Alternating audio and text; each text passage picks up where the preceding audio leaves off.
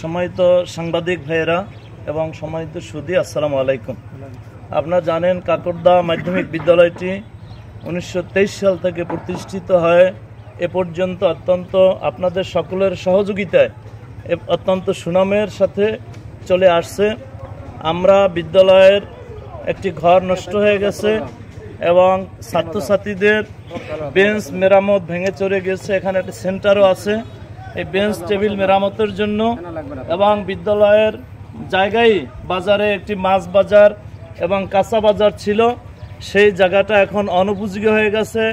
রাস্তার খুব কাছে গাড়ি যেতে সমস্যা হয় বিধায় স্কুলেরই একটি জায়গা, যেখানে খুব নিচু জায়গা ছিল, আমাদের মাননীয় সভাপতি মহোদয় উদ্যোগ নিয়ে তার উদ্যোগে আমরা স্কুলের এবং জনগণের সহযোগিতায় সেই মাঠে আপনারা দেখতে পাচ্ছেন, সেই মাঠেই সেই বালুর মাঠে দাঁড়িয়ে আমরা কথা বলছি এবং এখানেই স্টল ঘর তৈরি হবে।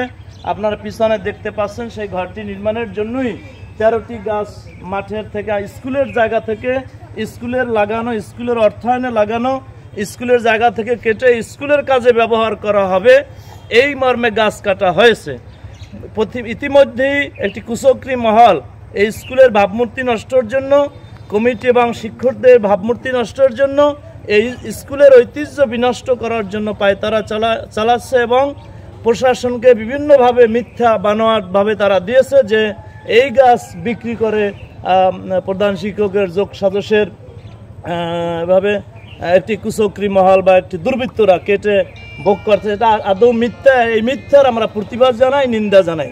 আমি প্রধান শিক্ষকের স্থলাভিষিক্ত, আজকে আমি দায়িত্বে, এটা আমি স্কুলের পক্ষ থেকে আমাদের সম্মানিত শিক্ষকরাও আছে, আমাদের দাতা সদস্য আছে এখানে, এভাবে করে সবাই এখানে জনগণও আছেন যে স্কুলের জায়গায় স্কুলের গাছ কেটে স্কুলের টলঘর নির্মাণ হবে এবং সেখান থেকে একটা অর্থ উপার্জন হবে, যেটা স্কুলের কাজে ব্যবহৃত হবে। সভাপতি মহোদয়ের উদ্যোগকে আমরা শিক্ষক সমাজ এবং অভিভাবক বৃন্দ স্বাগত জানিয়ে এই কাজ করার আমরা সমর্থন দিয়েছি, সহযোগিতা করে যাচ্ছি।